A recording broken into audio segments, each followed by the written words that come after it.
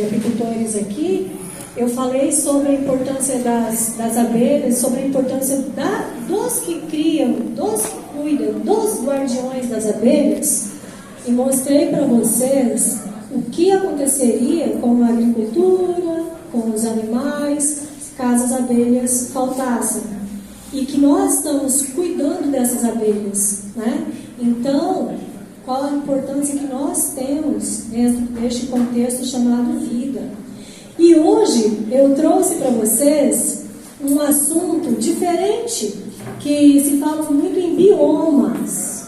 Mas esses biomas que vocês já ouviram falar, quem nunca ouviu falar bioma amazônico, pantanal, bioma cerrado, caatinga, então a floresta Mata Atlântica, né? E tem outra forma de dividir esses biomas, que são fitogeográficos. O que é esses fitogeográficos? É a mudança das vegetações em relação à altitude, longitudes, relevos das áreas em questão. Então eu não tinha como falar dessas características do Brasil, que nós estamos tão acostumados a chamar de biomas, sem desenhar o Brasil. Mas desenhar o Brasil era pouco. Eu não queria mostrar só o Brasil para vocês, porque é um todo muito maior, né? Isso aqui é só uma partezinha.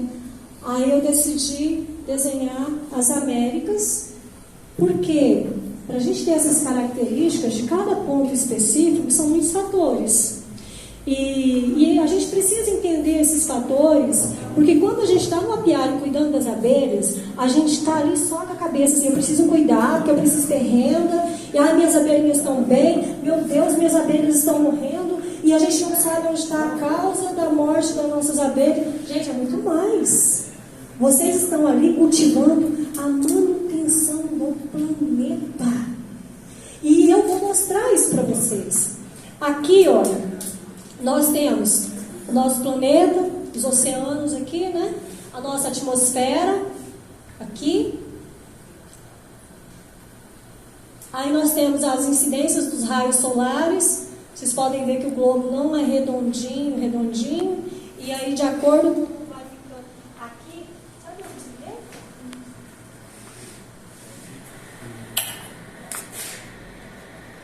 Aqui, olha, tem uma linha chamada linha do Equador. Essa linha do Equador, os raios solares têm uma incidência muito maior nessa linha do Equador. Enquanto aqui, ó, no polo norte e no polo sul, esses raios solares, eles demoram muito mais a chegar. Então, junto com a evapotranspiração do oceano, o que é a evapotranspiração? É quando existe um calor que faz com que esse líquido passe para o gasoso, e esse gás, junto com essas partículas, elas vão se envolvendo em poeiras e vai se formando as nuvens. E aí, quando essa nuvem vai ficando muito pesada, que chega a 100% de umidade do ar, precipita. Então vai cair a chuva. Só que aqui, ó, tem ondas de vento que vêm dos oceanos, e as ondas de ventos aqui, que o calor é maior, a incidência de evapotranspiração ela é muito maior. Esses ventos aqui, eles têm uma velocidade muito maior, é mais intenso por causa do calor do sol e a evapotranspiração. Só que tem um porém, que aqui também se formam esses ventos, que são as massas de ares gelados. Aqui pode chegar até a menos 60 graus Celsius ali, é muito, muito, muito frio, é impossível ter vida nesses polos, né? E essas linhas, esses fluxos de ar, eles se encontram. E aí sim que vai provocar o El Niño, esses eventos que está acontecendo aí, que está mudando, preocupando bastante, né? Que muda, de repente já era para a chuva ter cessado e as chuvas continuam. Tá, então o Brasil ele sofre essas influências. Aí agora eu estou vindo aqui para o Brasil para vocês verem quanto o Brasil ele é importante? Por que todo mundo fica preocupado com a floresta? A floresta, ela retém carbono. Então, ela é uma reserva, ela capta o carbono, que é o CO2, e libera o oxigênio. Ao liberar o oxigênio, beleza. Por quê? Porque lá nos mares que estão as algas, ali também está gerando muito oxigênio, porque a floresta ela não é o pulmão do mundo. O pulmão do mundo são as algas dos oceanos. E aí o que acontece? Aqui tem uma grande produção de oxigênio, captação de gás carbono. Aqui também tem um grande índice de evapotranspiração. E aí essa floresta aqui, ela vai emitir evapotranspiração também. Só que cada árvore, para vocês terem uma ideia, assim, cada árvore adulta ela pode emitir até 500 litros de água para a atmosfera por dia. É um fluxo muito grande. Então, essas correntes de ar com essas evapotranspiração da floresta vai gerar os rios voadores. Então, vai se precipitando, chove, a floresta capta um pouco, né, a terra drena, vai para os rios, que essa floresta ela ajuda a água não impactar direto no solo, e o solo vai absorver, e nessa absorção, a planta vai fazer essa absorção, jogar água para a atmosfera, né? E aí vai estar alimentando nossos rios, nossos lagos, né, de água doce. E a chuva vai caindo, e vai precipitando, vai caindo, vai precipitando, e aí tudo bem. Só que de repente, quando acontecem alguns fenômenos, essa chuva passa direto e cai tudo no lugar. Aí falam assim, é culpa da Amazônia, né? Culpa da Amazônia. E ninguém mais fala em buraco na camada de ozônio, né? E eles falam agora em créditos de carbono, porque um quer poluir, mas o outro tem que preservar, né? E aí eu estou entrando, já entrei aqui na importância da Amazônia. E aí o que acontece se chegar a acabar as árvores? Vocês sabem o que acontece? Por quê? Se essas árvores elas não produzirem sementes viáveis, não tem regeneração. Sem regeneração dessas florestas, ocorre o quê? Uma liberação muito grande desse carbono que elas armazenaram para a atmosfera, junto com toda a poluição que o ser humano já causa. E isso pode desencadear um processo de aquecimento do planeta, porque lembra que nós temos a camada de ozônio e está cheio de gases poluentes, e nem se fala mais em buraco de ozônio, é só em créditos de carbono, né? Mas então, pode acontecer um superaquecimento, por quê? Porque os raios de sol batem na Terra e ele não volta, provocando um efeito estufa. Porque o normal é os raios de sol chegam no solo e volta, passa livremente, mas a poluição não está deixando voltar. Então essa liberação de gás carbono, aí lascou tudo mesmo, que daí vai sim gerar um efeito estufa. E aí os gelos podem derreter e aumentar os níveis dos mares. E esses mares eles podem se aquecer. Em poucos graus de aquecimento, várias cidades já vão desaparecer. Muitas cidades já vão desaparecer. Então, quando a gente está cuidando das abelhinhas, a gente está dando manutenção na vida. Eu quero que vocês saiam daqui com a autoestima lá em cima. Eu quero que vocês saiam daqui com muito orgulho de serem apicultores. Falem, eu sou apicultor.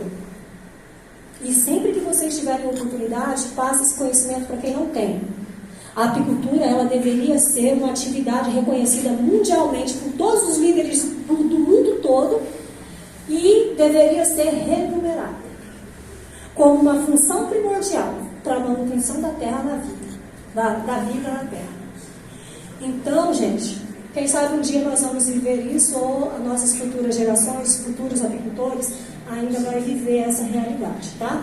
Aí vindo aqui para dentro, aqui, ó, eu já vou pedir, porque eu acho que meu tempo está bem curto, né?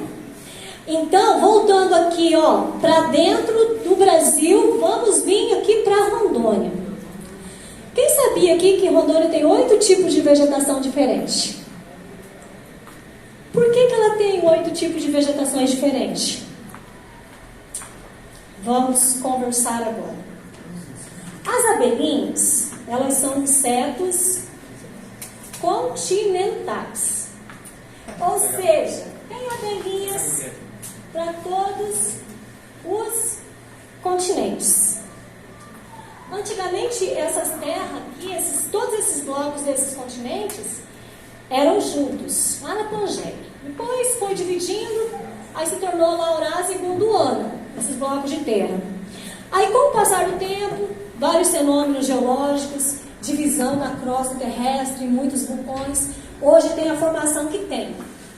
Foi sempre assim? Não foi sempre assim. Com essa formação, as abelhas e as plantas coevoluíram. Ou seja, existe abelha, se desaparecer, desaparece aquela espécie de planta, que ela é específica polinizadora daquela planta. Então, quando a gente está no apiário cuidando das abelhas, que não está bem as abelhas, a gente solta o grito, as do campo também não está boa. As nativas também não estão bem.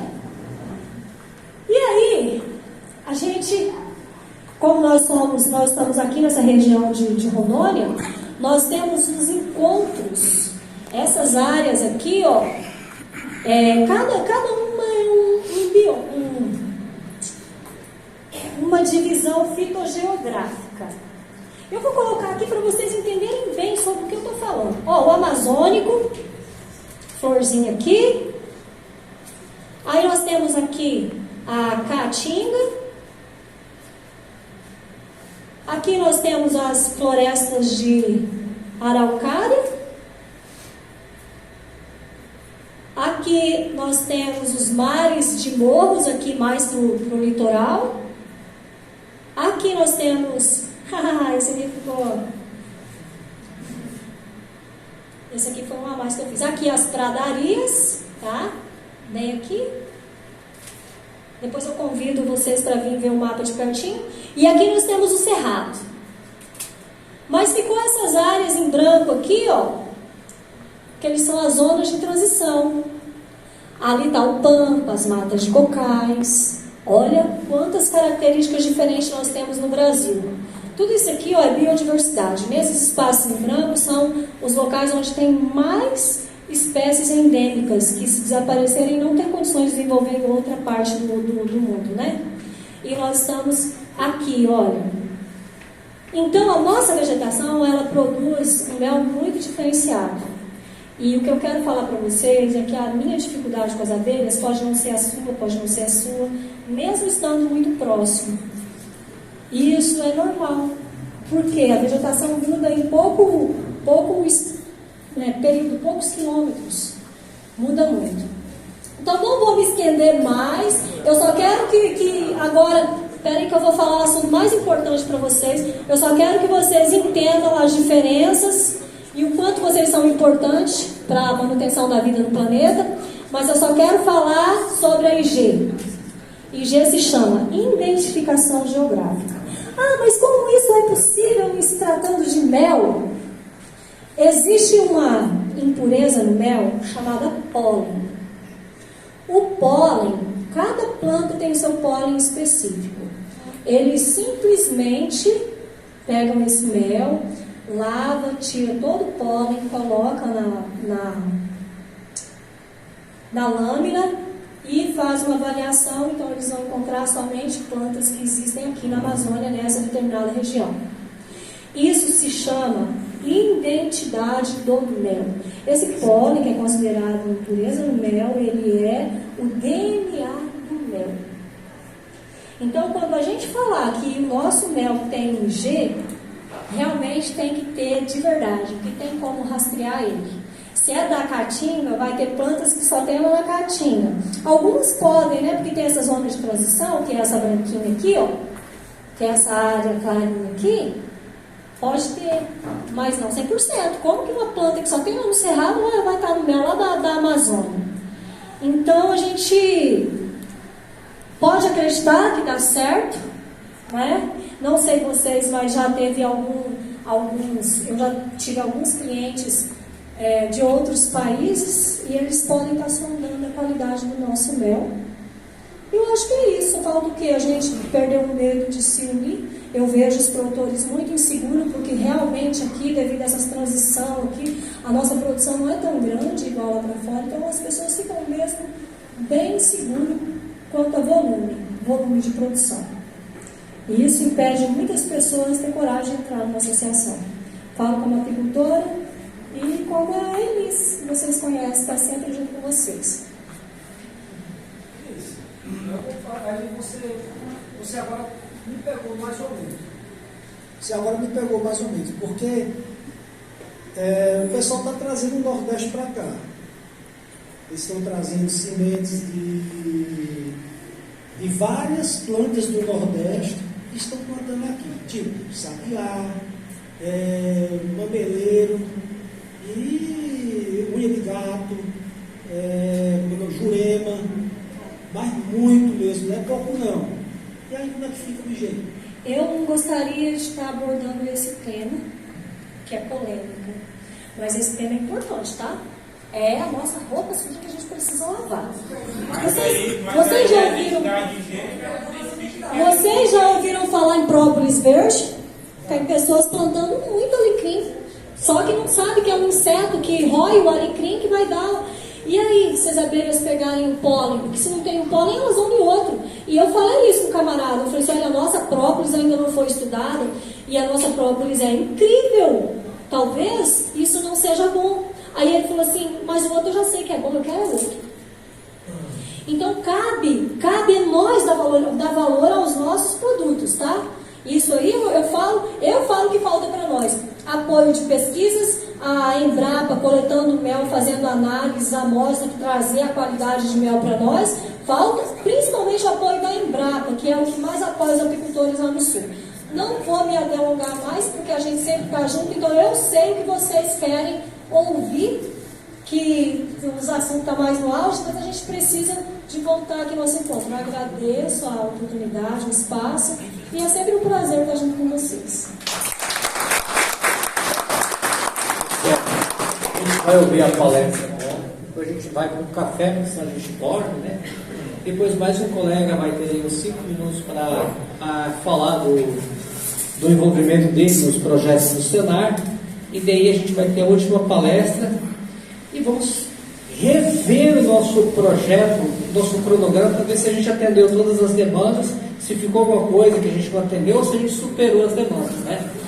Muito bem, então vamos lá. O meu amigo André Almeida vai falar sobre o IG. Se alguém quiser fazer as anotações, né, e depois fazer uma pergunta. É muito importante assim, o palestrante falar e depois da palestra a gente abrir uns 5, 6 minutos para o questionamento. Se nós fazermos questionamento, quebra muito o raciocínio, quebra muita, né? E talvez você vai fazer uma pergunta que daqui a 5 minutos na palestra vai estar respondida. Então eu vou pedir a vocês, façam as anotações, no final a gente vai abrir um espaço para perguntas, tá? Boa aula! Pessoal, boa tarde. Como disse o Venâncio, dispensa apresentação, né? André de Almeida, sou do município de Mirante da Serra. Tem ali o companheiro Marcos Abelha, Marcos Mel, conhecido lá em Mirante, Mel Pagas Novas. Também tem um colega que chegou agora na parte da tarde, o Iago Suruí, os últimos alunos aí do curso, terminamos ontem à tarde, né, Iago? Já estamos numa conversa, bastante avançada para a apicultura lá nos Suruís. Tá? Pessoal, é difícil falar de apicultura depois de Marcos Venâncio, Elisângela e toda a discussão que teve. Vou evitar o máximo de repetir aqui assuntos, mas se nós formos fazer um resgate, pessoal, nós vamos perceber que nós tivemos ali esse Pascoal, nós tivemos lá uma atividade avançada de apicultores há 25 anos atrás, né? Pascoal, no curso dessa semana, fez todo um histórico, Marcos, da apicultura em Rondônia há 25 anos atrás. Nós fizemos bastante trabalho. Eu não muito, porque eu era novo, né? Não vou falar pequeno, porque Mas eu era novo, mas já tinha um trabalho muito avançado. Alguém citou aqui o projeto RECA, né? Na época era o projeto RECA, Cooper-RECA, Cooperativa, APA, Associação dos Produtores Alternativos em Ouro Preto. Então nós fizemos bastante trabalho naquele período, há 25 anos atrás. E depois houve uma decadência, né? Houve uma decadência, São Pascoal parou com a atividade apícola por um período, né, talvez de mais de 25 anos, né, São Pascoal, e muitos outros. Tá? O seu Zinho, lá de Rolim, é dessa época, né, seu Zinho, 25 anos atrás, e o meu tio era instrutor do Senara 25 anos atrás e fazia trabalho com o seu Zinho. Então eu já tenho uma história aí com a apicultura e ficou parado, pessoal. E agora nós estamos retomando. Quando nós estávamos em Rolim de Moura, ouvindo o Marcos Venâncio apresentar alguns números, o Jânio falar sobre a apicultura, percebe-se que a apicultura, talvez, Jânio, de 2019 para cá, posso dizer isso? 2019 para cá. Pessoal, nós estamos em 2023. Tá? Isso faz o quê? 4 anos? Tá? Então, toda essa ascensão da apicultura, talvez estejamos aí um pouquinho mais de 4 anos. Nesses 4 anos, se a gente for conversar com o Pascoal, conversar com o Seuzinho e outros veteranos da apicultura, vai dizer que o avanço está gigante. Né? Tênia Nunes aí com todo o seu trabalho, que tem colaborado muito com a apicultura, né, Tênia? Tu percebe que nos últimos anos é esse avanço. Então nós não estamos, pessoal, atrasados. Eu acho que nós avançamos muito, Vocimar, nesses últimos anos. E até estava conversando com algumas pessoas. Se a gente for pensar em algumas cadeias produtivas, a exemplo da cadeia produtiva do leite, que até hoje nós não conseguimos organizar. Não sei se vamos conseguir organizar essa cadeia produtiva, né, da forma que deveria ser. Mas, enfim, fato é que nós estamos nessa ascensão da apicultura. Já temos alguns alunos, Valcimar, para o 4º curso de apicultura, tá? Para Cacoal, já vieram me procurar. Então, assim, nós iniciamos o primeiro curso em dezembro, então nós estamos apenas com 8 meses que iniciamos as capacitações. Nesses 8 meses, Venâncio, fizemos 3 cursos e já abriu a tag Apicultura em Cacoal. Então, olha só o avanço que nós estamos. Já foi falado hoje aqui da possibilidade de organizar uma tag em Ji-Paraná. Eu ouvi a tag em Montenegro. Tá? Então, assim, está crescendo muito rápido. Tá? Aí vem aquelas preocupações, né? Investir em manejo, saber manejar um apiário. Eu sempre falo nos cursos que eu ministro de apicultura, que o curso avançado de apicultura é saber fazer o básico bem feito. Alguém citou pela manhã a caneta BIC, né? Lá em 1950, alguma coisa, criaram a caneta BIC. E até hoje é a mesma caneta BIC, não mudou nada. Ou seja, o cara fez um produto simples e bem feito.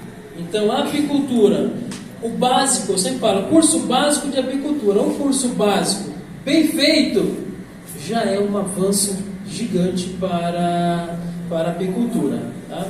Então, eu acho que é uma satisfação para nós todos, e agora já com o primeiro encontro de apicultura, acredito que o segundo encontro a gente vai conseguir avançar muito mais. Tá?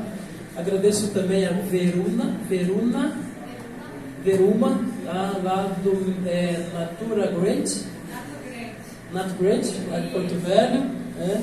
Outro apiário. E é isso, pessoal, né, Valcimar? Porto Velho, Vilhena, estamos com os extremos do estado, tá? Presente aqui no nosso encontro.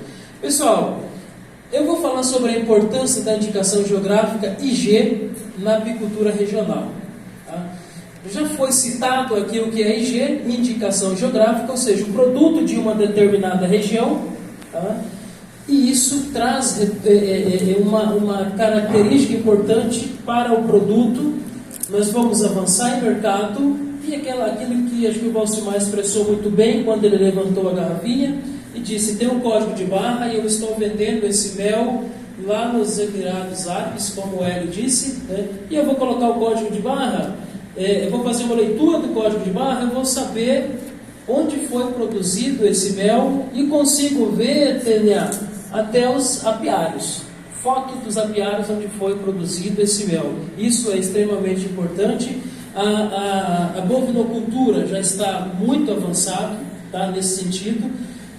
Isso é principalmente uma exigência do mercado europeu, esse rastreamento. Então, rastreabilidade da produção, isso já é real. Tá? A apicultura também já está tendo. Vou citar alguns exemplos de IG de apicultura, aí, exemplo de Goiás, Santa Catarina, Paraná. Bom, mas vamos lá. Conceito do IG. As indicações geográficas são ferramentas coletivas de valorização de produtos tradicionais vinculadas a determinados territórios. Tá? Então nós temos características específicas de um mel, e aqui eu vou fazer uma indicação geográfica daquele mel com as características daquela determinada região.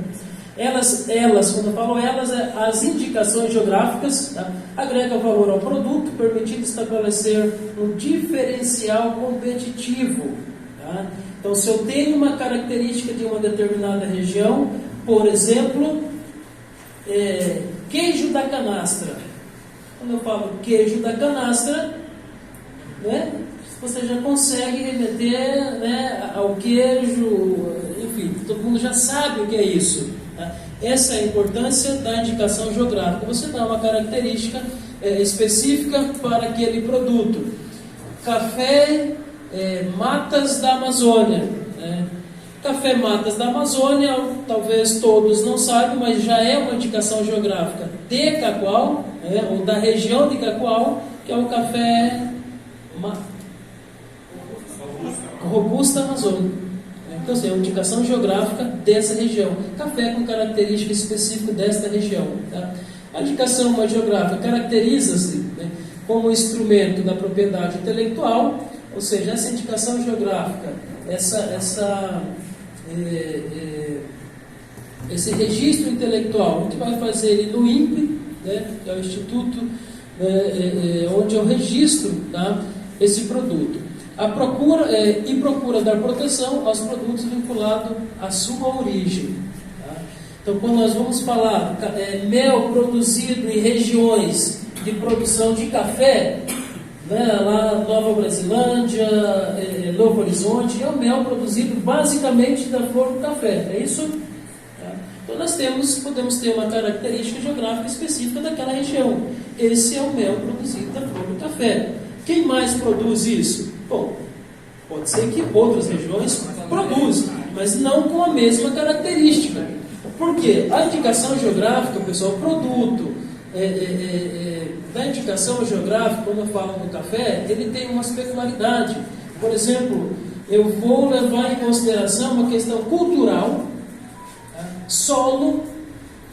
Aí eu cito o exemplo de açaí. O açaí do bioma amazônico e o açaí da Mata Atlântica são completamente diferentes. Todos são açaís, né? Mas são características diferentes. Na Amazônia nós temos um solo ácido. Na Mata Atlântica já tem um solo diferente. Então já são características específicas para aquela região, para aquela identificação geográfica. Logo eu tenho um produto diferenciado. E aquilo que já foi falado pela manhã. Só o fato de dizer mel da Amazônia, já temos uma indicação geográfica. Da onde é esse mel? Da Amazônia. Tá? Já é uma característica geográfica. Tá? Organizações das Nações Unidas para a Agricultura e Alimentação, a FAO, né, ela identifica 3 pilares da indicação geográfica. E esses 3 pilares, a saber, o primeiro, proteção ao produtor, favorecendo a preservação da reputação. E aí nós sabemos muito bem do problema que nós temos com o mel. Tá? Tem o chamado mel batizado, é isso? Mel batizado, né? Então nós temos um problema seríssimo com a questão do mel batizado. Né? Quando eu vou trabalhar a indicação geográfica, eu não vou poder batizar o meu mel, né? Então, assim, eu já tenho o quê? Uma garantia. O produtor ele tem uma proteção com relação a isso. Se é mel da indicação geográfica é da região X, eu já estou garantido, isso me dá garantia. Tá? Olha, mas esse mel está com uma coloração, está com uma textura diferente. Tá? Isso é específico da florada. Tá? Então não é que ele foi batizado. Então o fato de ser da indicação já me dá essa garantia. Assim como nós trabalhamos já há muito tempo a questão da certificação de produtos orgânicos, né? O fato de ser um produto orgânico já me dá uma garantia, tá? Porque ele tem todo um processo de inspeção, né? Então, o nosso companheiro ali, Yuri, né, que é da inspeção, então assim, a gente tem todo esse cuidado de inspecionar para saber se de fato nós temos essa característica diferenciada e os cuidados também com a qualidade. Garantir ao consumidor na aquisição dos produtos, seguro e com qualidade, né? Acabei de dizer. É indicação geográfica, não tem problema, posso comprar. Mas eu comprei meu mel e ele, coloquei na geladeira, né? Comum o pessoal pegar e colocar na geladeira e ele cristalizar. Mas esse mel é da identificação geográfica e cristalizou. Esse mel foi colocado açúcar dentro dele. Tá? Mas não é, né? Quando eu coloco na geladeira, obviamente, questão de temperatura, ele vai cristalizar. Tá? Desenvolvimento territorial em função da agregação de valor ao produto. Então nós vamos ter o quê? O desenvolvimento daquela região. Tá? Quando a Elisângela falou questões de vegetação, né? Então nós temos 5 características, na verdade, Elisângela, não são 5. O Ministério do Meio Ambiente reconhece 17 áreas. Tá? 17 áreas. Obviamente não posso trabalhar, talvez, essa indicação geográfica para 17 áreas no estado pequeno, né? Porque tem todo esse problema, inclusive, que já foi levantado aqui, com relação a espécies exóticas ou espécies fora daquele bioma que vêm para esse bioma. Mas o fato é que nós temos pelo menos umas 3 ou 4 regiões muito bem definidas. E que essas regiões podem ter uma identificação geográfica de cada região. Mel de Vilhena, tá? Você tem uma característica mais ali de transição do bioma cerrado para o bioma amazônico. A florada é diferente. Tá? Nós temos, olha pessoal, a região de, quem está do Gro Apis Gipo, né? O pessoal conversa bastante ali. A região de Montenegro é uma região riquíssima para a produção de mel, tá, Venâncio? Você que está chegando agora no estado e não conhece, a região de Montenegro é muito rico para a produção de mel. Montenegro no sentido Alto Paraíso, que é um mel diferente de Vilhena, que é um mel diferente lá dos Parecis. Tá? Bom, nós temos então uma legislação, tá? A Lei 9.279, de 14 de maio de 96, tá? Então não é uma lei nova, tá? Que vai tratar do registro da indicação geográfica. Tá? Então eu tenho uma lei, estou assegurado até mesmo por lei, onde me dá essa garantia da identificação geográfica. Então não é uma instituição, uma ONG, não, nós vamos fazer isso no coletivo e nós vamos certificar o nosso mel. A gente tem uma legislação que vai me dar, né, que regula esses direitos, né? E a inspeção, obviamente, vai acompanhar com todo rigor essa questão da identificação geográfica. As indicações geográficas, conforme estabelece a Lei de Propriedade Industrial, são divididas em 2 modalidades. Tá? Então, quando a gente fala em identificação geográfica, nós podemos dividir em 2 situações. Onde a primeira eu trato do IP, que é a indicação de procedência. Tá? Indicação de procedência, onde a produção ou fabricação de determinado produto ou prestação de determinado serviço. Tá? Então, assim, é produção ou fabricação. E aí, quando a gente vai, por exemplo, principalmente para o estado de Santa Catarina, o estado de Santa Catarina, né, seus 292 municípios, basicamente cada município é capital de alguma coisa. Tá? Capital da agroecologia, capital aquele treco que você voa lá pelo seu nome, para frente. Paramotor lá, tem a capital do Paramotor, né, Itapema. Tá? E aí cada município tem uma capital, capital do morango. Pessoal, isso está vinculado à identificação geográfica. Obviamente, muitos deles não estão na identificação geográfica como estabelece a lei, mas já é uma discussão de que de uma característica daquele município. E com isso eu consigo fazer o quê? O desenvolvimento regional. Ou seja, quando eu estabeleço um produto de uma determinada região e existe um incentivo para aquele produto, eu consigo desenvolver essa atividade. Cacoal, capital do café.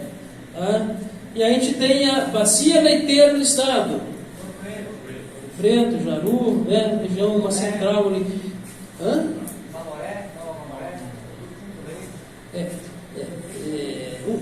Tem um colega que veio de Minas e ele veio para a Embrapa com o objetivo de transferir a bacia leiteira de Ouro Preto para Nova Mamoré. Isso é uma proposta da Embrapa, transferir para aquela região lá. Está avançando.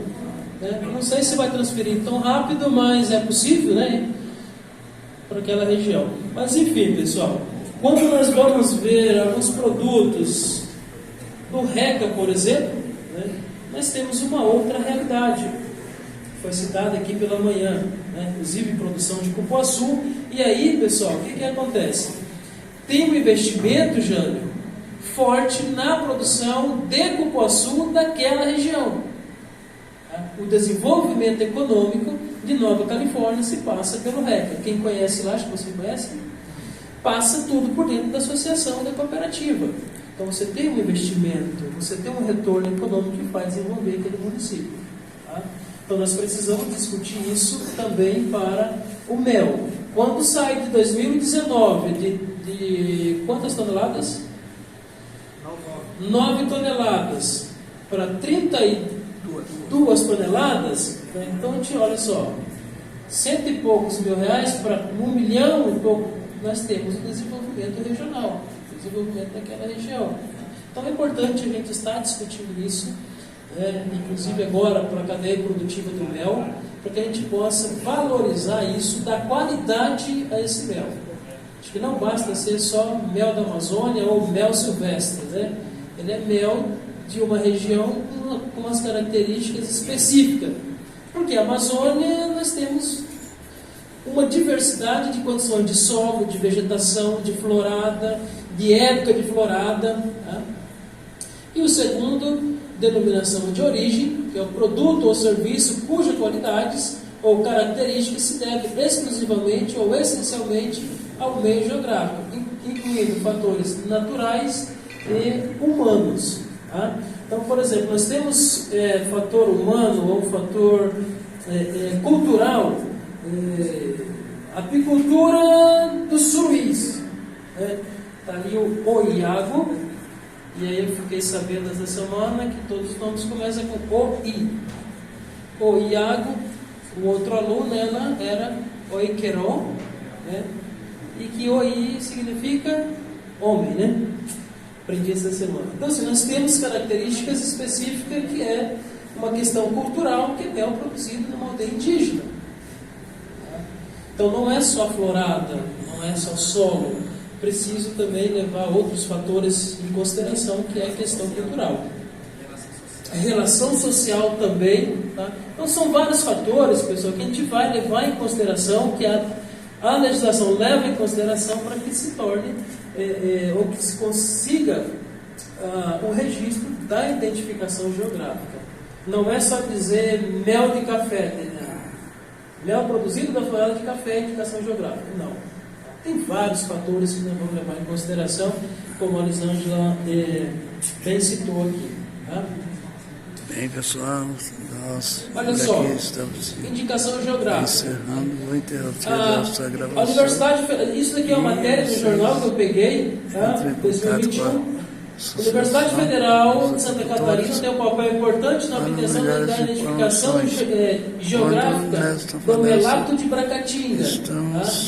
O nosso pesquisadores aqui acho que já deu bastante sobre do melato da Bracatinga. E aí nós vamos falar porque melato, não melato da Bracatinga.